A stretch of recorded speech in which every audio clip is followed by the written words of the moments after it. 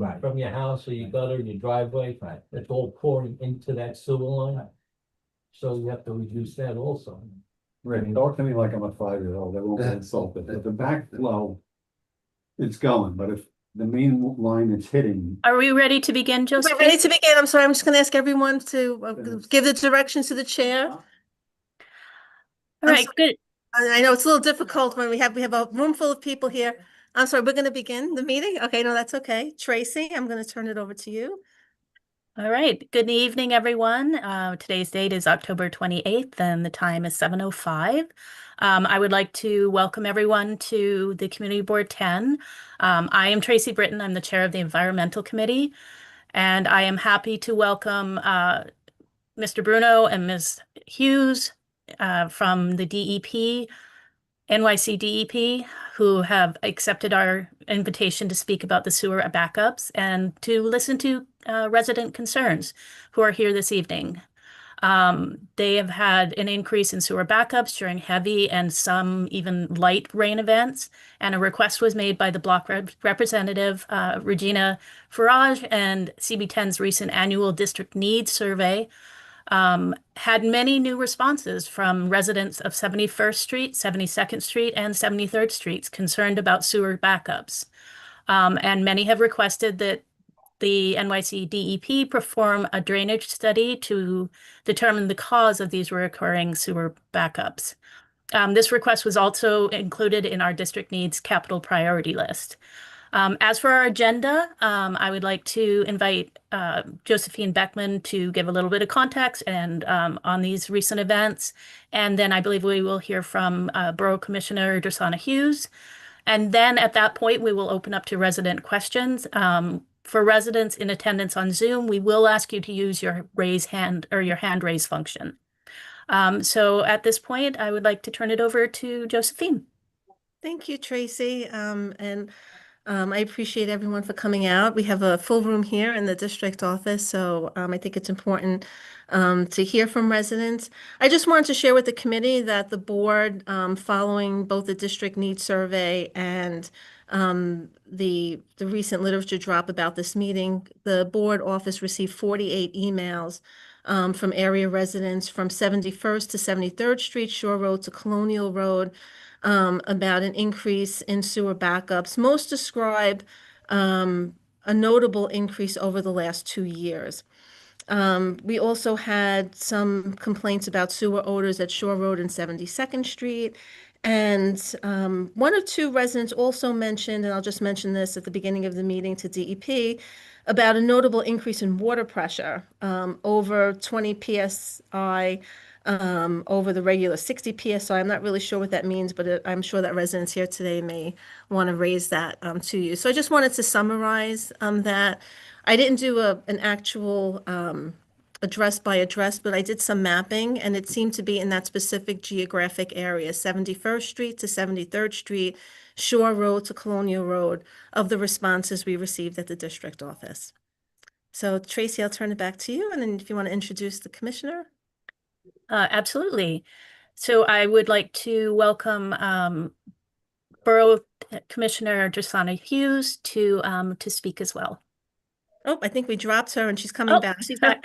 I mean, we didn't drop her. She My fell off the computer, It's my Zoom. computer Internet, restarted. yes. It restarted. I'm sorry. I'm here on my phone. Sorry about that. That's That's okay. okay. Thank We you, were just- Commissioner. We were just actually welcoming you to the meeting, and if you would like to say a few words. Great. Yeah. Apologies about the technical difficulty there. And thank you, Josephine, for that summary. And I want to let everyone know on this call that Josephine is an excellent advocate in relaying a lot of these concerns. And this is not the first time I've heard every single thing that she just outlined. She does an excellent job relaying it to DEP quickly. And we're grateful because she helps us, one, prepare for meetings like this one today and let us know what's going on in the district. So thank you, first and foremost. For those who I haven't met, my name is Drasana Hughes. I'm the Brooklyn Borough Commissioner for DEP, meaning I work with elected officials, community boards, and all of our bureaus here at DEP. to help prioritize and advocate for needs and also help as an educational resource. So I was here at this committee, I don't know how many months ago that was now, but I gave a flooding 101 presentation to a much smaller group than this. But I would ask after this meeting, Josephine, if we could circulate that presentation, because I think it's really useful. And I'll review very briefly some of the overarching details I did there, and then talk a little bit about 72nd Street, which is what I was prepared to talk about today, and then pass it to you all. And I would like to hear, from you directly. So first and foremost, for those who may not be aware, I just wanted to talk briefly about DEB's combined sewer system. Josephine and those of you who frequent the environmental committee already know what that is, but I would be remiss if I didn't bring it up for this group. So what that means is 60% of the city and most of Bay Ridge is a combined sewer, meaning that both stormwater and sanitary water go to the same place. So when these sewers were made, way before my time and anyone's here, there was a decision to combine the sewers as opposed to keep them separate. So why does intense rainfall create a sewer backup? And in some cases, you see sewage specifically, and that's because storms and sanitary water go to the same place. So when they back up, it's sewage and stormwater that backs up into your home. And that's just the nature of the way the city's infrastructure was built. So as we've had climate change and increasingly intense storms, and it's no surprise to me the increase in the past 2 years based on the storms we've seen in 2023, 2024, and 2025. I'm thinking about Ida in 2023. In 2025, I'm thinking about July 14th and July 31st, where New York City saw the most rainfall in 1 hour that we have ever recorded ever. We're going to see more increased amounts of sewer backups in this kind of activity.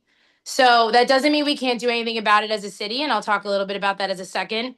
But I do want to note that the city's infrastructure wasn't built for the storms that we're seeing right now, and that's the direct cause of a lot of the increase in backups that we're seeing in Bay Ridge. And I can only speak to Brooklyn, but it's happening in every neighborhood in Brooklyn that I deal with personally. So with that real information, what are we doing at DEP to kind of meet this moment and to support residents like yourselves? So first is we work really fast with community boards and with the 311 system to clean any clogages of catch basins, of sanitary sewers, of storm sewers as fast as possible. This particular area, which we had investigated before this meeting, has all of its infrastructure functioning correctly. So that tells us something else is the culprit of these backups, and something else is the reason that there's flooding. So we know it's not a clogged catch basin, it's not a sewer block. That's something we can send out people really fast to see and they can fix. So then that leads us to look at the infrastructure more broadly and think, is this city sewer main too small to handle the water that may be coming into this area?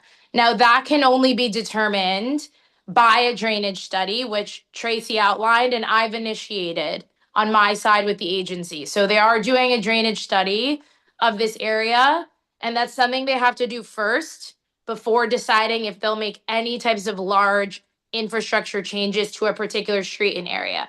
Now, why do they have to do that? Why can't they just make the pipe bigger? Like, why is that something they have to do? Because the sewer system is connected everywhere.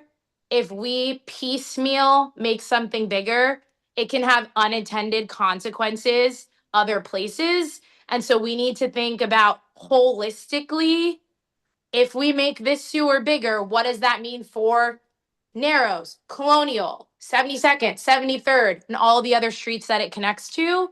So drainage studies often result in work, but we have to think holistically about how this will affect all of the borough. And so that's what a study is. The study is seeing where can we make the changes, where can we make the tweaks such that the sewer system still functions correctly. It's all connected. It's not siloed. So that process has been initiated for this area.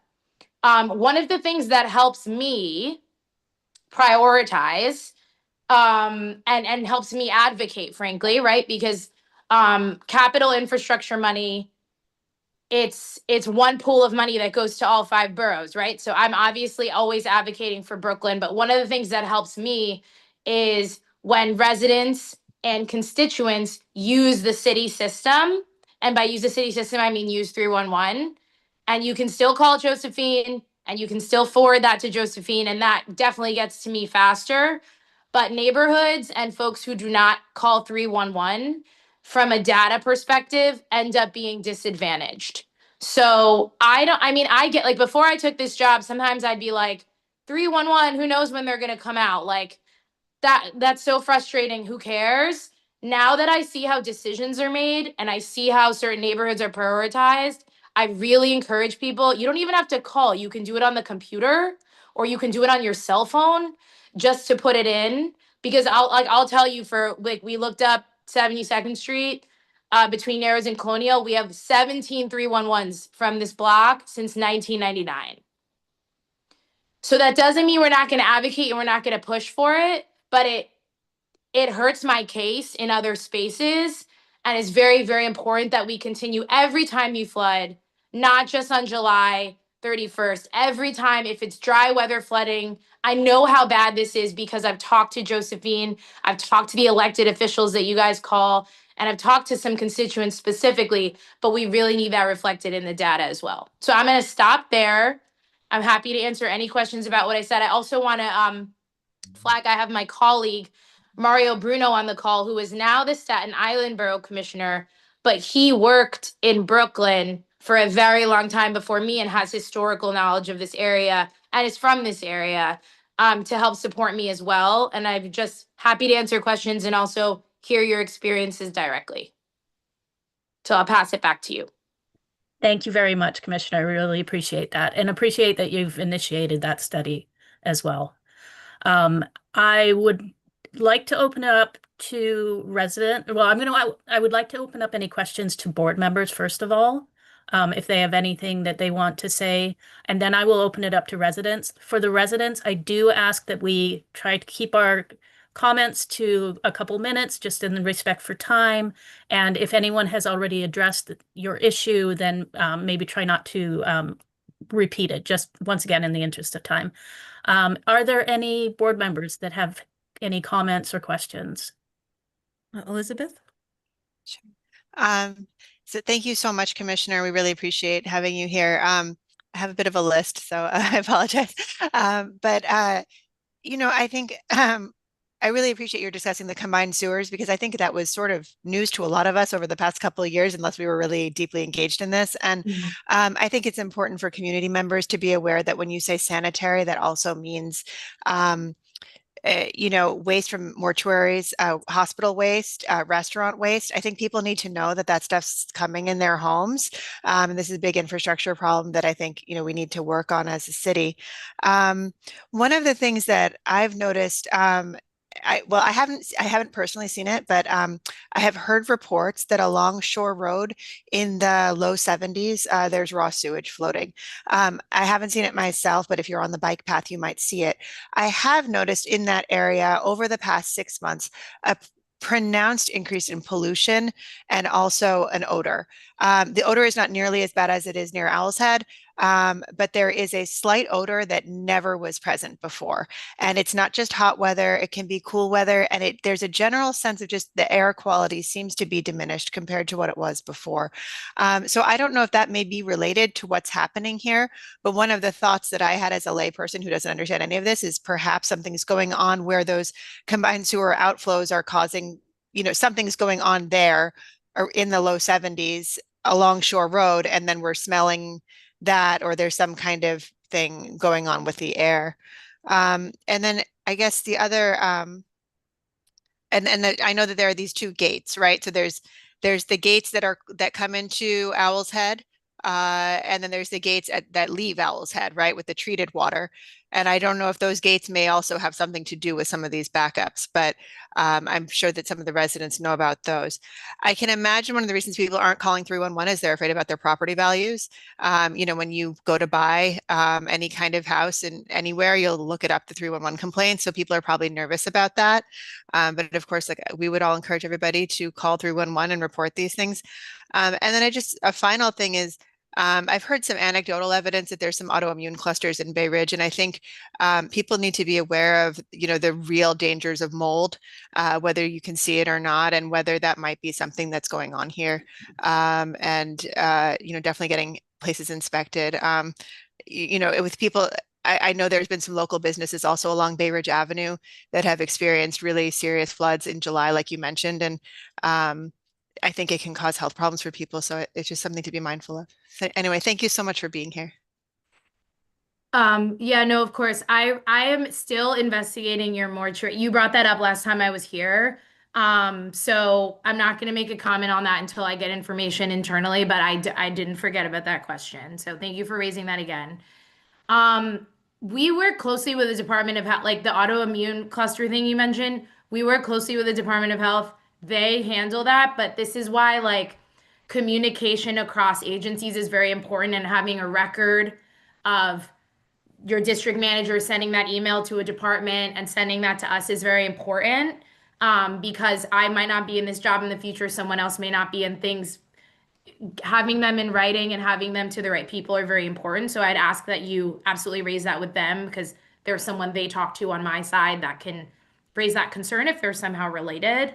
And then sewer odors are usually very different or I don't, Mario, you can correct me if I'm wrong, but usually that cause is separate from repeated sewer backups in a home. And Josephine brought that up to me recently, and I'm looking into it. On Fort Hamilton Parkway, we put some odor socks on a particular part of the block that really helped with the odor there.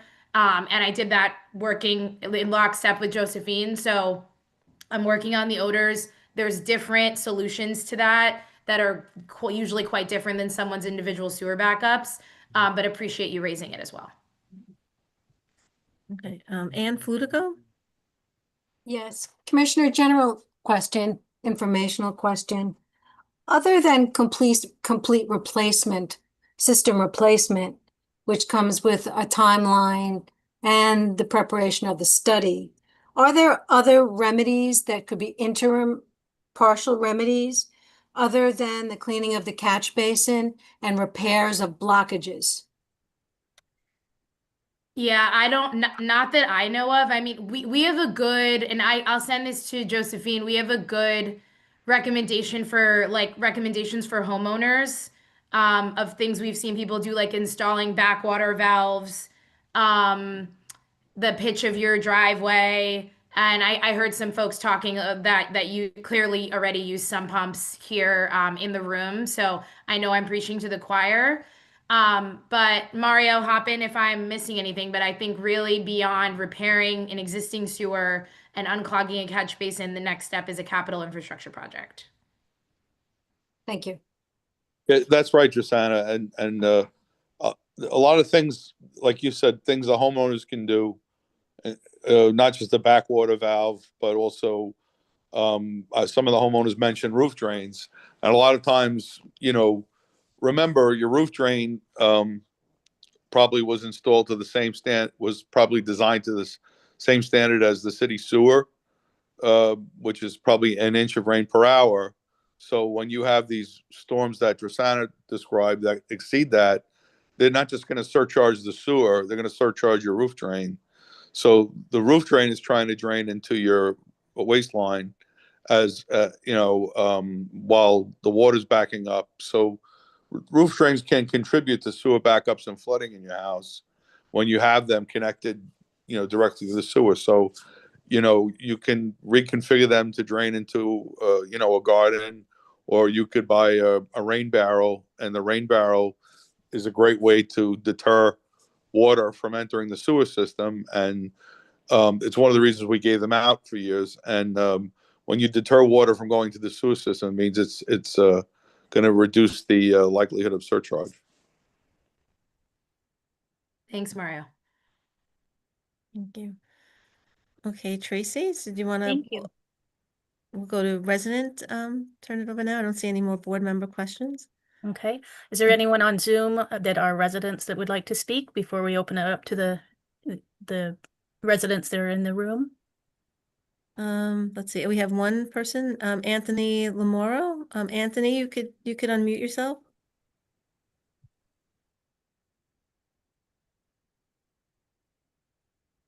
Anthony?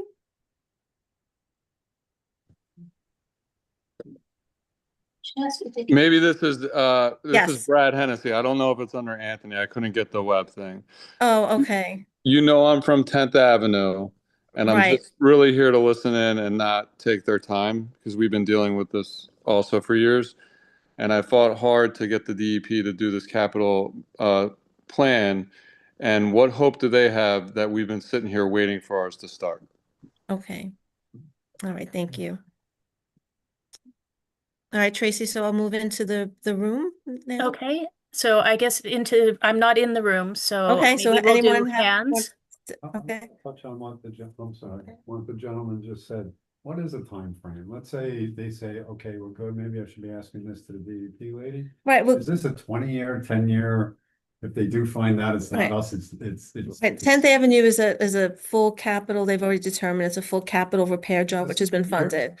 This is the first meeting that we've had about this area with DEP, and as the commissioner said, she's commenced the drainage study. Maybe Commissioner, you could speak a little bit about a drainage study and what that entails, what the timeline is there? A drainage study is usually 1 year with a give and take. It could be a little longer, a little shorter. So I'm told it doesn't exceed 2 years, or it can be way shorter than that, but the average is 1 year. And then, oh, sorry. Mhm. That's the study. What's the boots on the ground timeline, the shovel in the ground, whatever you want to call it. In reality. Yeah, capital infrastructure, like the new projects we're adding are starting in late 2030s, 2040. Right, that's what I wanted to know, because we're Yeah. throwing money at this, just trying to figure out, and is it just money going down the drain? I guess it'd be a proper way of putting it. You know what I'm saying? So to have an idea if it's worth waiting for before we do the next step and see if that's gonna help us. Maybe we're just throwing money away here. So thank you. I Yeah. appreciate the honest answer. Okay, I understand. Regina? Yes, thank you for the update. Josiah, you bring up 311 and you utilize 311 as a basis to ascertain what problems we experience in the neighborhood. And as I brought up many years ago to the DEP commissioner, when it came to the Owl's Head pollution plant stench that we had, which was very bothersome and affected my throat. Everyone in the neighborhood, it was smelling. So I would call 311 every day. And 311 could not log my complaint because the Owl's Head pollution plant was not listed in their database for them to choose from a drop-down menu. So my complaint about that never got logged. And then we brought the DEP commissioner into Severian, and all the attendees called 311 to prove that 311 was not taking our calls. Similarly, this last flood that I had on July 31st, I called 311 4 times. 3 times unsuccessfully because the 311 operator claimed they did not have the administrative access to that particular form that they need to submit on my behalf. Finally, on the 4th attempt, I got another representative by the name of Ramel, and he put in a 311 complaint for me, which I have a service number, with the promise that DEP would respond in 6 hours. That was August 2nd. It is now October 28th. I have yet to hear from DEP. So it bothers me immensely that DEP and our community politicians are relying on these 311 complaints, because I know factually I've always had problems with 311 when it came to the Owl's Head pollution plant, whether it was the stench or whether it's this backup. So we are here. We're telling you our complaints. We have pictures of our floods. We have claims that we put into our insurance companies. the insurance carriers are fleeing from Bay Ridge. And if they do stay, they're either a non-admitted insurance company or they raise our premiums to a really ridiculous amount. So we have to constantly put in claims and then we get denied renewal. So this is an ongoing problem.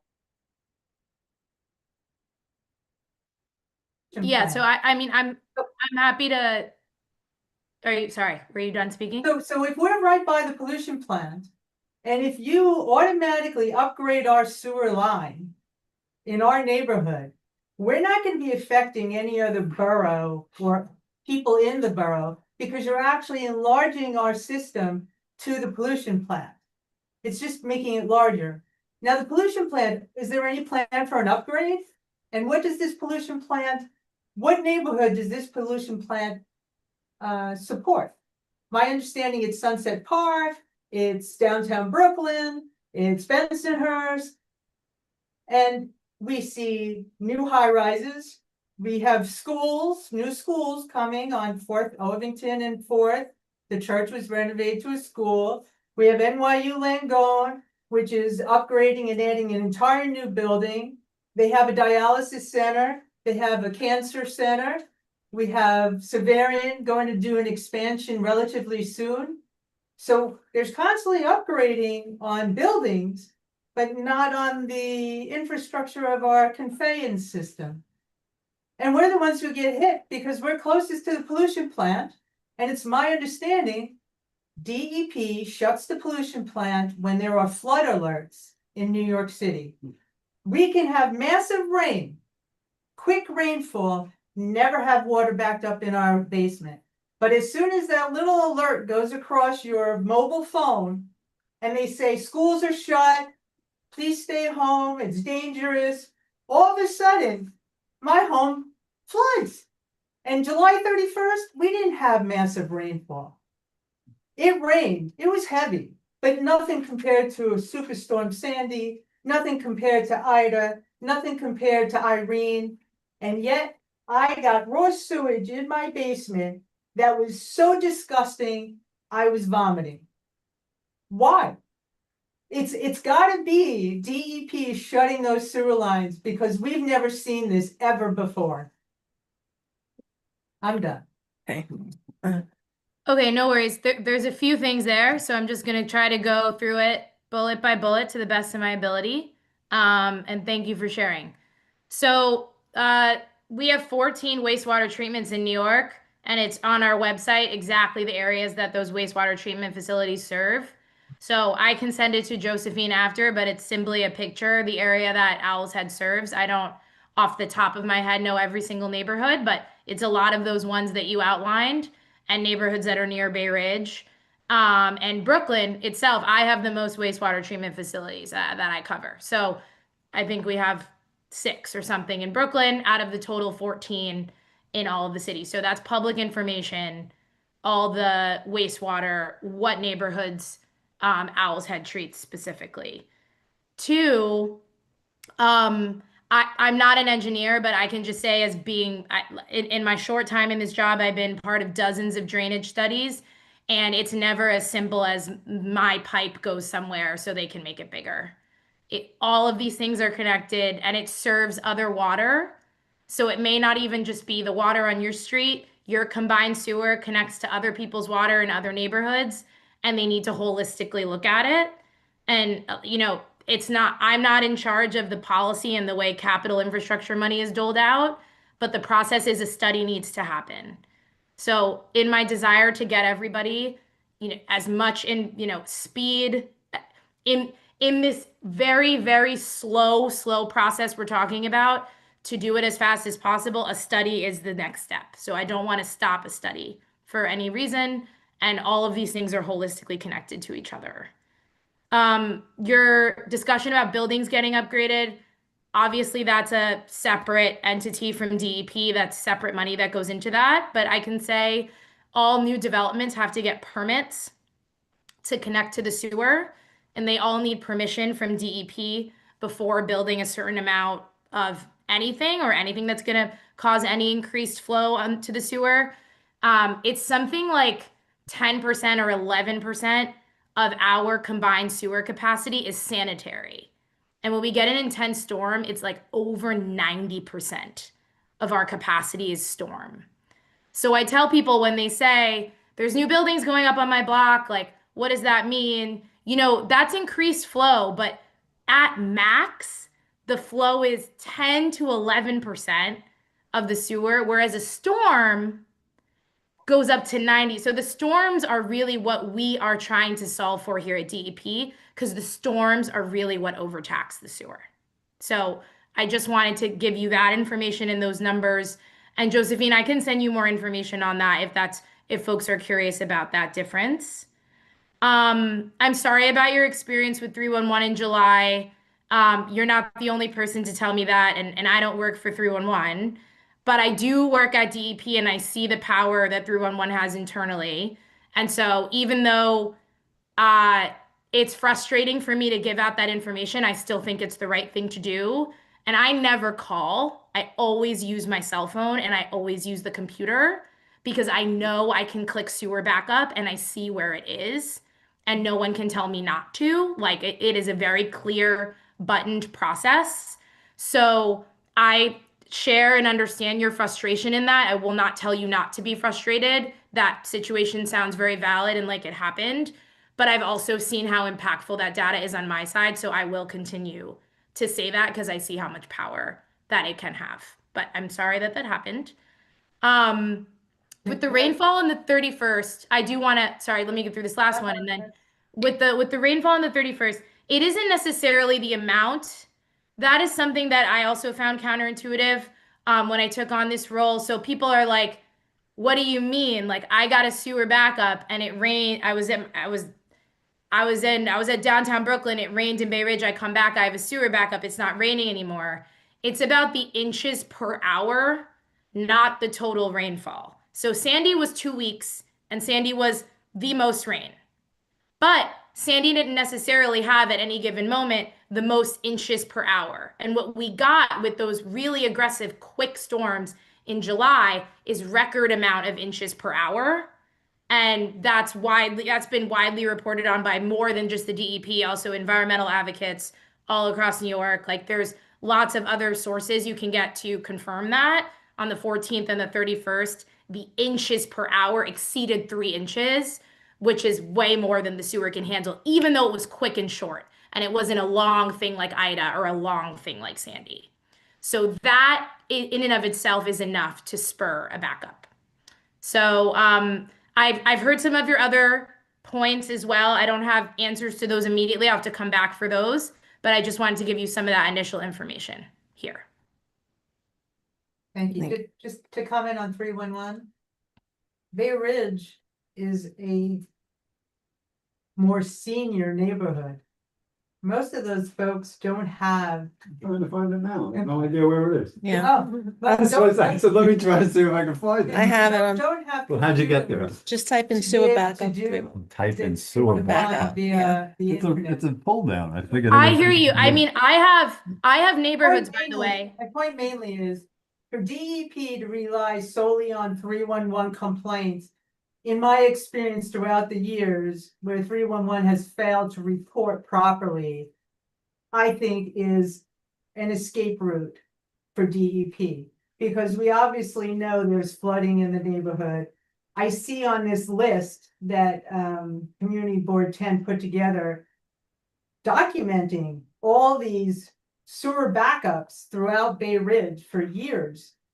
And then yet the agency, which is DEP, does not support and cannot accommodate such requests. So these are on there, and if you're basing it just on 311, then I think that's You're not gonna get the whole picture.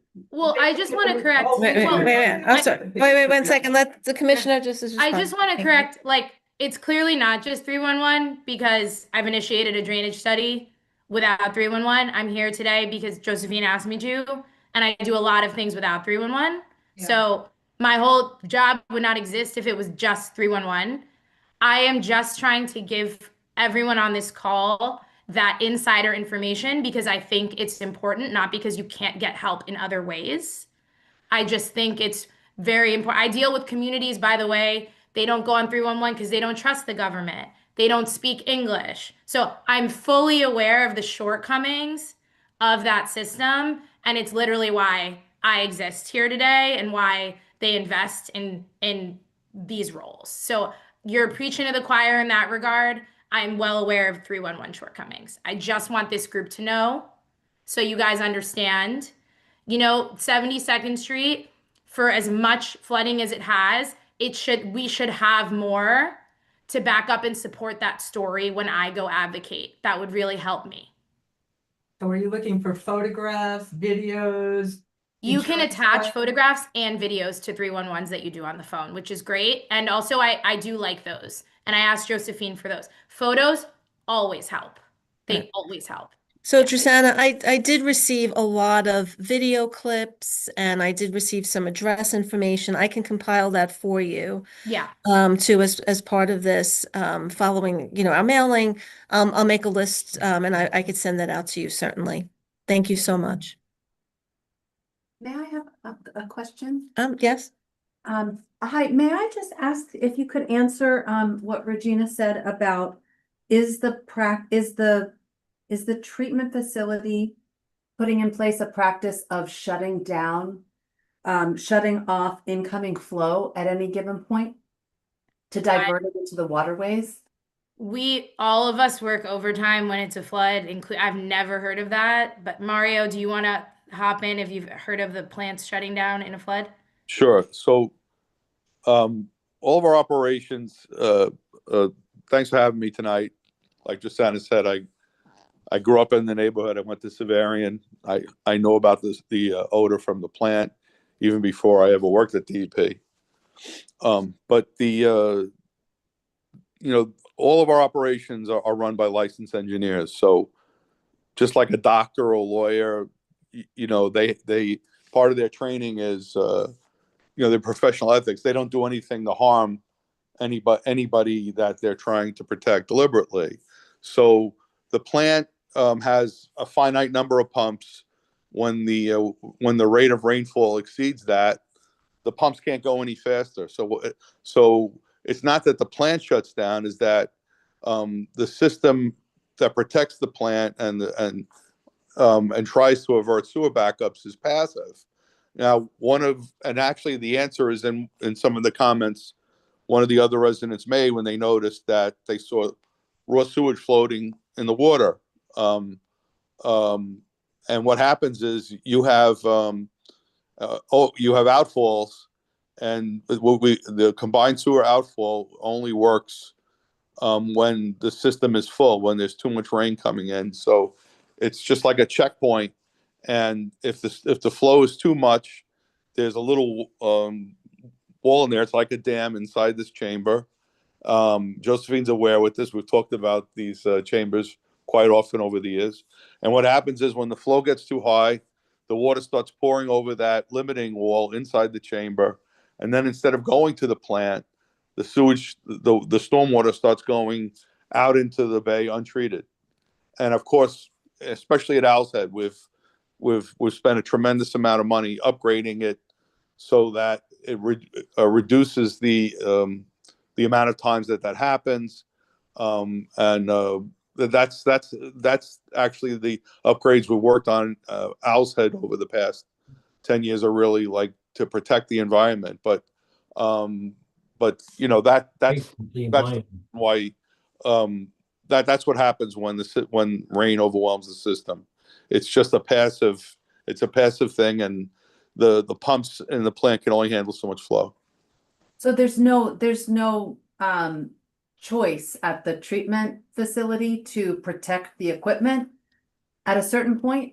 The equipment won't take any more flow than it can. But what happens is when you reach that point, that chamber that I described becomes full and it starts emptying. So that chamber protects the sewer system and the equipment. But unfortunately, and this is the way the system was designed many years ago, when the sewer system becomes full and it's reaching the point where it's pushing out into that combined sewer overflow, it can also back up into other places it's connected to. And in your case, that could be your house sewer connection. that's why, you know, a backwater valve is a good idea. The blade valves that you activate manually work best. You know, we had the problem. I grew up in Diker. You know, my parents are still with me, very fortunately, and part of Diker had the same problem, and then they had a project that fixed it. But the backups were terrible, and that was what you could do in between having the problem and then getting it fixed by DP is protect your own house. Well, forgive me, and I know I only was supposed to speak very quickly, but I was just All gonna right. ask, is it less disruptive to our community to, instead of looking at digging up a sewer, a main, would it be less disruptive to all of us just to, and I know this is gonna sound silly, but to install more pumps? Like, do we actually need more capacity at the No. treatment facility? No, because by the time you reach a point where the pumps, it's not like, it doesn't, try to understand, a surcharge happens like all over the place at the same time. It doesn't start at the pumps and work its way back because the water's pouring in at all different points. So not only is that point surcharging, but points further back are already surcharging. So pumps don't, you know, upgrading sewer pumps don't help. You have to do a system-wide, what our engineers do in a study, and nowadays it's really effective because they use computer modeling, is they actually simulate what's happening in the sewer during a storm.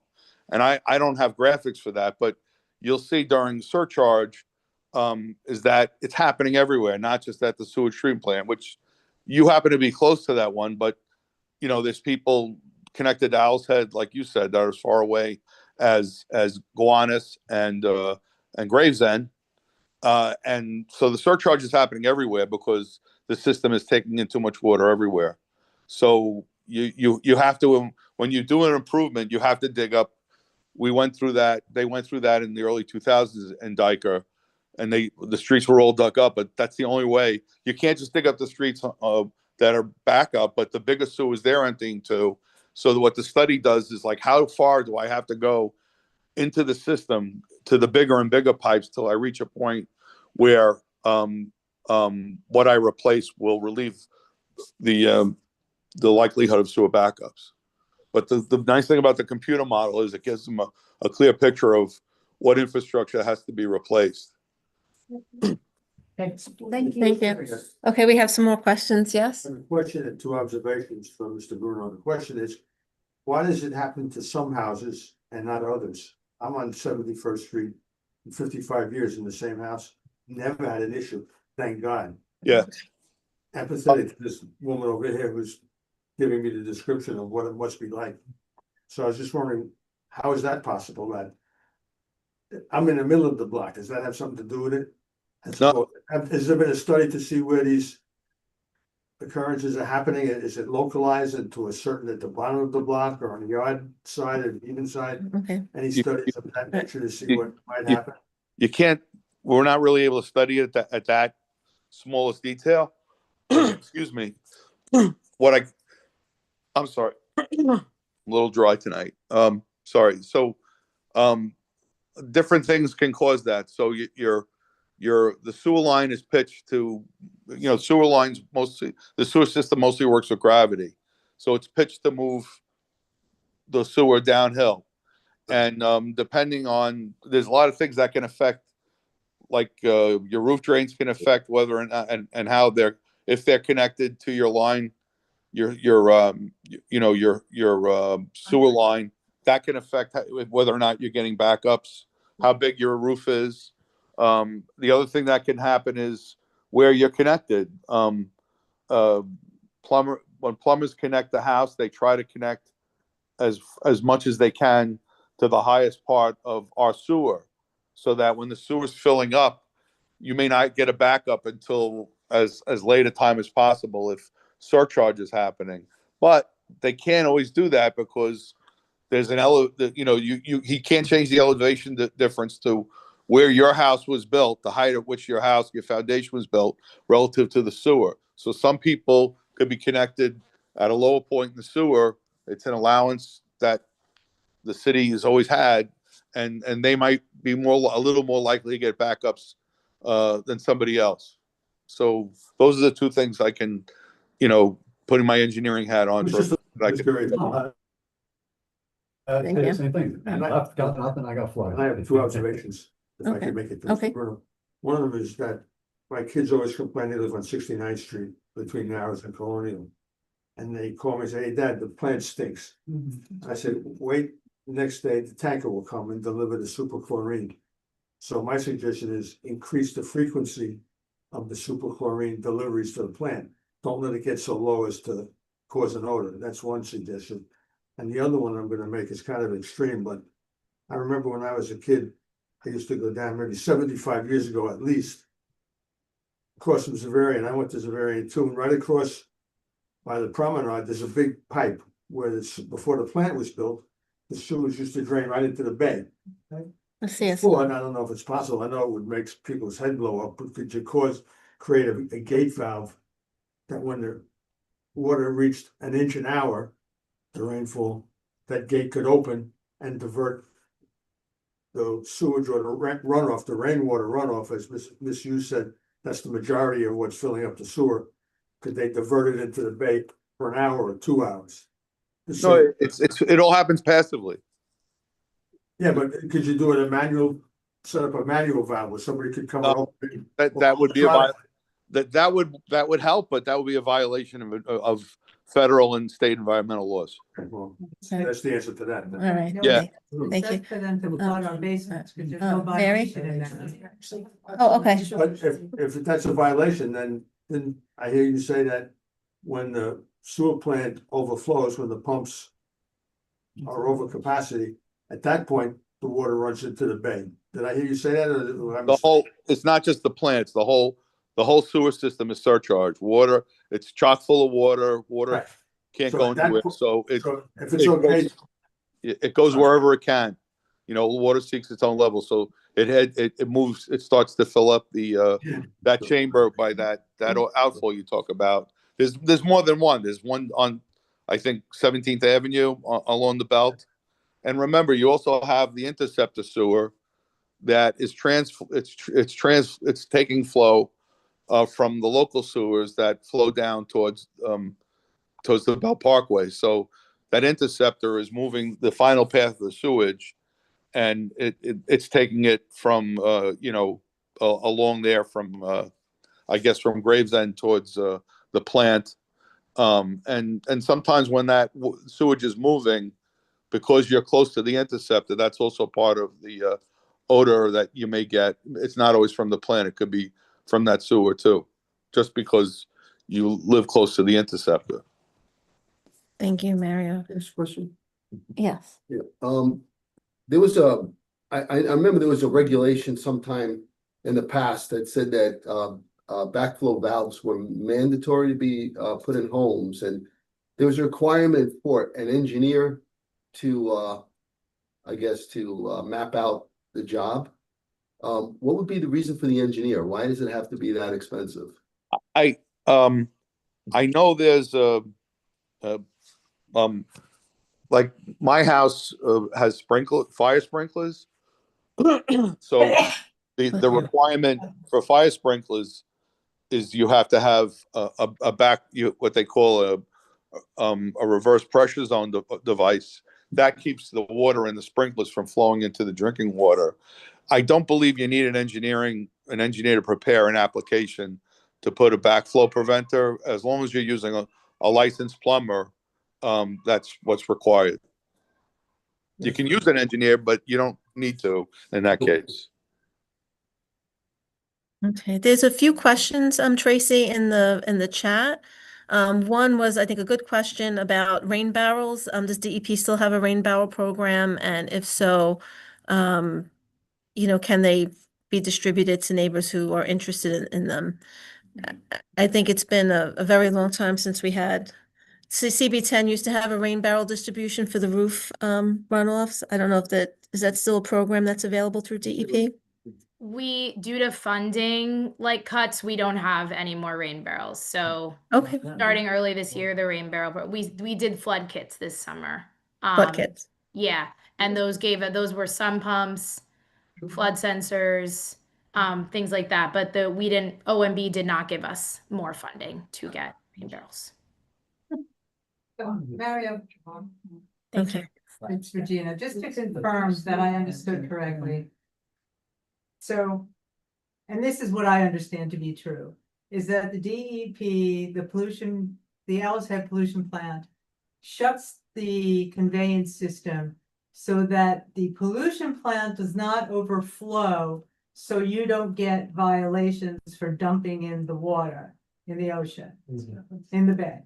But it's okay to shut that valve so you don't overflow. And then the raw sewage then floods our basements where we're exposed to hospital stuff, raw sewage, and we get health issues. And that's okay? Is that my understanding? Is that Owl's Head pollution plant definitely shuts down the conveyance system so that you don't overflow into the harbor. The overflow happens automatically because you have combined sewer overflow outfalls. So, Yes. so it's not about, try to understand, it's not about what the plant can take, it's what the sewer system can take. Right. So it doesn't matter even if it wasn't connected to the plant. Try to understand this.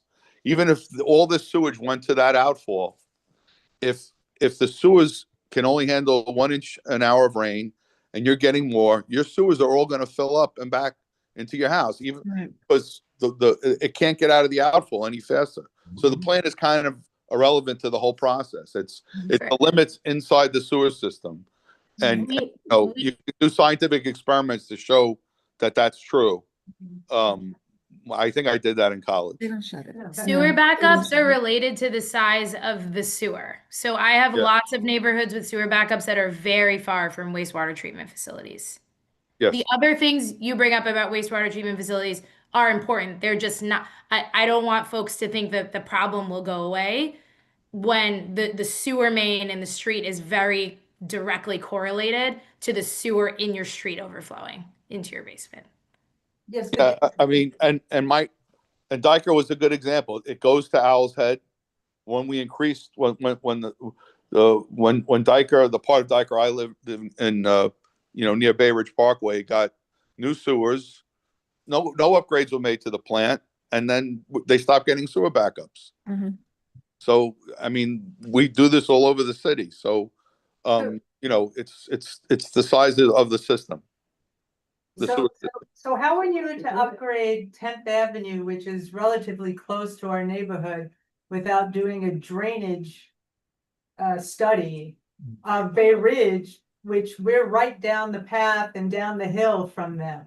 So if a drainage study has to be all inclusive, then how did 10th Avenue get upgraded without our drainage system being evaluated first? Since we're closest to the pollution plant. And if you're enlarging theirs, that's bringing more quickly down to our smaller pipes. No, which can't accommodate. No, you have different sizes of sewers that have different functions.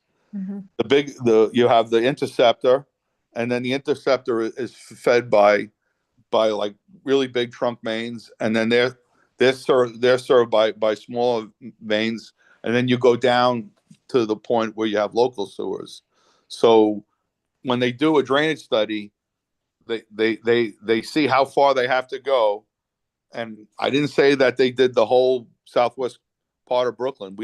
It's not necessary, but they go as far as they can to a point where they have to make sure that when they're enlarging, it's not going to impact.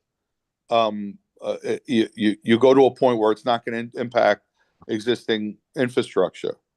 And the study they just did for the other part of Dyker that's getting a project, that's exactly what they did. They modeled it until they got up to a point where they could safely divert more flow into a very huge trunk main that runs into the interceptor. So it's the drainage studies don't have to be citywide. They can be more localized than that, but they do account. They're done in such a way so, like just like Drasana said, so you're not impacting adjacent neighborhoods negatively. Thank you, Commissioner. I know we have one more, someone who didn't speak before? No, okay, all right, then we have one more. This is Mr. Bruno. Is there a Yeah. website we can go to so we can understand just how all these? I think that's a perfect segue to both, I guess, Commissioner Hughes and to Commissioner Bruno, is we learned a lot of information here tonight. You know, we're limited in time. I think sharing information with everyone here would be helpful. I think a lot of this information is on the website, but any other materials about Commissioner Hughes mentioned she was here at the community board. She did a wonderful PowerPoint that explains a lot of this and the system that we could share. We could share it with everyone. It kind of explains how it works. Any other materials, I think I'd be happy to share. Is that correct, right? If there's anything additional, Trisana? Yeah, I can send over what we've put together about Owl's Head. I think we presented to the your land use committee about some upgrades to Owl's Head recently. We should share that presentation with the group. And I can send more information about wastewater treatment facilities and Owl's Head specifically, as well as sewer backups and drainage studies. I'm happy to share it. I have a Great. couple of questions. Right. Okay, Yeah, well, yeah, we'll, Try to squeeze it in quick. Okay. Is there any recent upgrades to the plant on any of the drainage systems and the mechanical systems? Tanks, the flow valves or the gate valves that seems to be operating, let's say, a little slowly on these heavier rains? I can just tell you, I can get information on when things were last updated in the plant for you. You know, because I But listened to Mr. Bruno we're about. like heavily regulated, like our plants are all heavily regulated by the state and federal government to meet certain standards. So those are the standards that we're held to, and that's how we perform. But the information on when, I think whenever we do major upgrades to Owl's Head, we have to come to the community board. And so I mean, I'm happy to find the historical data for you on that. Okay, the other question is, when you said you did work on 10th Avenue and Dyker Heights, that you did a new infrastructure on the drainage system, which feeds into Owl's Head. My question is, the groundwater that you're collecting on these new pipes compared to the old piping system now has increased the flow of water down, or volume of water into Owl's Head. Normally, water will float through the streets, dissipate through the general areas of people's maybe driveways or wherever it goes into lots and grass. But now that the streets have been enlarged with larger pipes, you didn't change any of the pipe or infrastructure in seeing any sort of study of how it affects Bay Ridge. So that extra water that you No, that's not true. that is nice to. No, that's why you do. Okay. That's why you do a drainage study, to make sure it doesn't negatively impact adjacent areas. How is that possible that you do a negative impact when you're collecting more than 1 inch of water a rain? The Well, literal Impact that you're doing that? okay, let's have the Commissioner answer. the literal purpose of a drainage study is to enlarge the specific area that's receiving backups, et cetera, without having negative impacts on other portions of the sewer. Okay. Now, Commissioner, when the study is completed, will we get a report? Should we reconvene? What's the best for next steps? We can touch base when the study is completed. When the study is completed, there has to be a decision made at DEP, Okay. whether to move forward with a capital infrastructure project. Okay. So that decision happens after the study. Okay.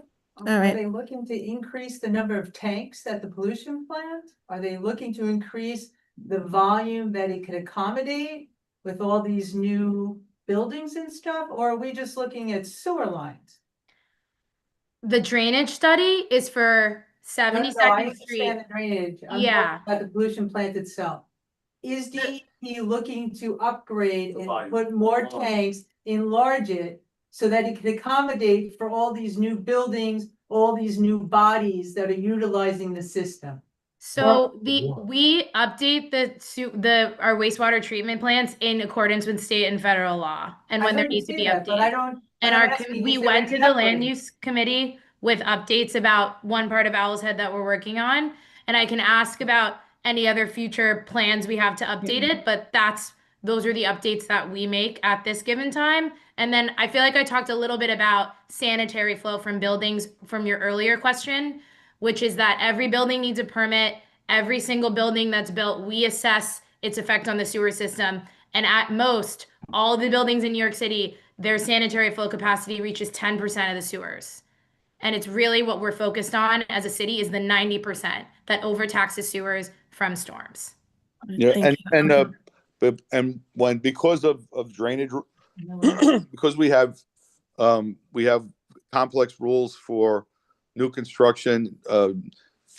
An easy one is a house connection, like a 1 or 2 family house. But over more than like a 2 or 3 family house, you have to submit a site connection, which is a document prepared by a professional engineer showing that the added flow will not overtax the existing sewer. And now with our new drainage rules, we require like large buildings to jump through a lot of hoops. They have to build detention on the roof. They might have to build underground tanks. They may have to build green infrastructure. And so when you build a new building to these standards, you're actually reducing the amount of stormwater. You're detaining a greater amount of stormwater that will get into the system than what was there, whether it was a smaller building or a parking lot. So we upgraded the drainage rule so that new buildings can't have a negative impact when they're built, because they're actually going to control stormwater better than what was there before. This is a great point raised by Mario, and it's in the presentation I presented to CB10 when I came a few months ago. I can send you information about it. It's called the Unified Stormwater Rule. It was passed in 2022 and requires new development to manage stormwater on site. And Will I'm that happy to include the send city of everybody Yes? information about that. Seriously, when the city of Yes Yeah, gets passed. that was asked during the, Maybe yeah, it was. presented- No, during the City of Yes hearings, that was one of the questions that came up. And as the commissioner said, in those new building plans, they have to do those retention, filings. Buildings, Right. that's not existing buildings that they Yeah. converted Garages, yeah. basements. That's I know that was a concern. Elizabeth, you had your hand raised? Thanks, Josephine.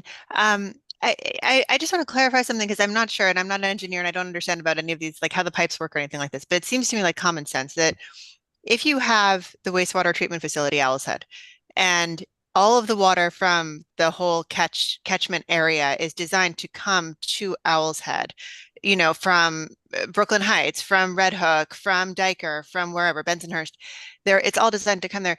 Isn't it logical that like the greater impact of all that water being diverted in that area when there are these extreme storm events that we haven't had in the past, that they would cause more backups in our neighborhood in Bay Ridge rather than in other, I hear what you're saying, that there are other backups on, random streets around the whole city, around the whole borough. I believe that fully, but it does seem that our neighborhood is experiencing a disproportionate number of them. And it seems to be because of the proximity to the plant. And so to the extent that anything can be done about that to alleviate this for our neighborhood, for our neighbors, who have homes and have been there for many years. I mean, it's really quite tragic, like to have your home and have the sewage backup. I don't know what can be, I know you're saying install the valves. Some of the houses are attached. If you are in an attached house and your neighbor has a backup, that's your problem too, but there's not an awful lot you can do about it. So anyway, I'm just wondering if am I correct in that, or am I wrong about the science on that? It's not the plant. It's the sewer on your block is I'm trying to say that surcharge happens everywhere at the same time. So it's not like the sewer stays empty until the plant is full. The sewer fills up with water because too much water is going in. The water's backing up onto the street, which you've probably seen. Yeah. So it's never so the whole system gets full. Probably, areas can get full of water and surcharge that are nowhere near the plant. So it has nothing to do with the plant. It's what's happening locally And like Drasana said, it's not just Bay Ridge, it's happening all over New York City, all over Brooklyn. It's the limitations of these combined sewers, but that was designed that way a long time ago. We can't control that, but no, the surcharge is all happening locally, and that's by doing a project we unblock it. And I know what you're saying, what you're concerned about. But we've proven it doesn't work that way, because when we do these improvements, the surcharge and the amount of sewer backups is greatly reduced without doing anything to the plant. If it comes to a point where the population grows to a point where we need more capacity in the plant, the engineers who run the wastewater treatment bureau will look at that. But that isn't the case. It's we have sewer at 1 inch. We have sewers that take water at 1 inch per hour, and we have storms coming in at 2 to 3 inches per hour. Thank you. Mario, I just want to clarify. You said that we see flooding in the streets. We don't see flooding in the streets. There are portions of Bay Ridge that have street flooding, but Sure. not, yeah. Maybe not having your Flooding in block. our street. Right. So whatever portions do, it's not us. We don't have an overflow. We don't have a stream running down our block. We have the stream running into our basements through the drain with raw sewage. Yeah. The other thing is, you mentioned when it comes time to upgrade, we're telling you it's overdue. There's too many schools, too many buildings, too many new bodies, too many hospitals, all being built in this section. Downtown Brooklyn, high rises. We need to upgrade the sewage plant. It can't accommodate for what's going on. And I've lived in this neighborhood my entire life. My house was never flooded ever until 2021. Right, because you're getting storms, record storms. Because we're getting record storms, Yeah, correct? everybody's getting. No, I'm sorry. And a lot of people are getting sewer Inches backups. Excuse per me? hour. Yeah. The Can we not? rain only lasted 15 minutes and the rainfall was not that severe. I request that we not. speak one at a time, please. Thank you.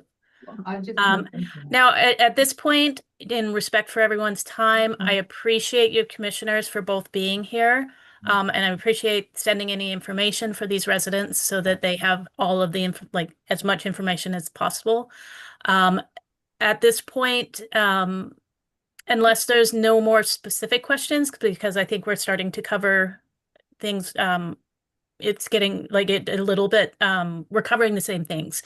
So in respect to everyone's time, is there any other questions that have not been covered yet? If anybody can point me in the right direction, is there any chance of getting blueprints from your house? These houses were built in 1910, which would show how the sewers and everything run in and out of the house. Because I'm just, do you know? I can send you, there's a way to records request from That's what I DEP, mean. right? Yeah, And I like can the expedite original- it. And I can expedite it on your behalf, right, Mario? We can request records. We have connection records, Oh, and great. and house plans would be with Department of Buildings. If they have, Speaking about expediting, is there a way to expedite this study? There's not. And yet, one more question? No, is there any other call that we could make aside from 311, which is Waste. Yeah. I'm going to send everyone the link to the sewer backup so you could do it right online when you experience a backup. So you don't have to deal with the. and there's a sewer odor complaint in 312. If you get odor from the plant or from the street, I use the system to put in complaints. Josephine and I worked together for years, and sometimes she did it, sometimes I did it. Now Tristana's in charge of Brooklyn, so they're doing the same thing. But there's a lot of reasons. It's not just your complaint, but then even though you may not hear from DEP, our crews go out when there's a sewer backup, and they make notes, they make observations, they put pictures in sometimes. So once a complaint is generated, it actually generates a lot of really good internal intelligence about the problem. There's not enough people to knock on every door after they've addressed the complaint, which is why you may not hear from them. But Tristana and I can reassure you, we peer into the system every day, and we literally get a picture of what work is being done in response to complaints. So it's worthwhile, and just use the app or the website. Thank you. Separate request. I've learned that there's a siphoning mechanism from DEP. It's a truck that you actually open the manhole and you can suction the sewer lines to clear out any debris that's there 300 feet from the manhole in either direction. I actually saw it operational in Staten Island just about a month ago. Supervisor Byer was doing it in Staten Island, and he said that we just need to ask for DEP to siphon our lines, because perhaps maybe there's blockages in our lines, and that's why some homes get flooded and others don't, because there's a diversion in that actual sewer line. So can we have our sewer lines siphoned? Are you familiar with what I'm asking? So yeah, so ahead of this meeting, I had the city water main checked on 72nd. It's clean and functioning correctly. If you're talking about an individual homeowner's, Mario, is that what you're going to say? Individual homeowner sewer service line? No, I said, you said the water line. The water line. Sewer line. Sewer line. Individual. So your connection. Not individual. It The went main trunk. into the Main trunk. main trunk line that ran down the street. It was this huge DEP truck. Super vac. It was a super vac. It was siphoning the line, and he said it could go 300 feet either direction. While I was standing there, it was vacuuming up. I saw bricks. I saw pieces of cement. Trees. I saw trees. I saw bottles. I saw shoes. So I understand. Yeah, we clear blockages in sewers all the time. And I had this happen before I came to this meeting for 72nd and Narrows and Colonial. So when Josephine asked me to check trucks on our block. I'm sorry, I'm just telling you what I did ahead of this meeting. And Josephine can always ask me if we want a sewer to be cleaned or to be checked for blocks. And that's something I'm always happy to help with and have helped with. Okay, so we'll That's fair enough. Yeah, when Question. Okay. Let's request it. Thank You're you. requesting it right now through Josephine. All right. when In you writing, in writing. In writing, I will put in writing. Yep, No. thank you. when you complain about a sewer backup, the first thing our people, we have TV cameras, and we pick up the manholes and look to see if there's a backup.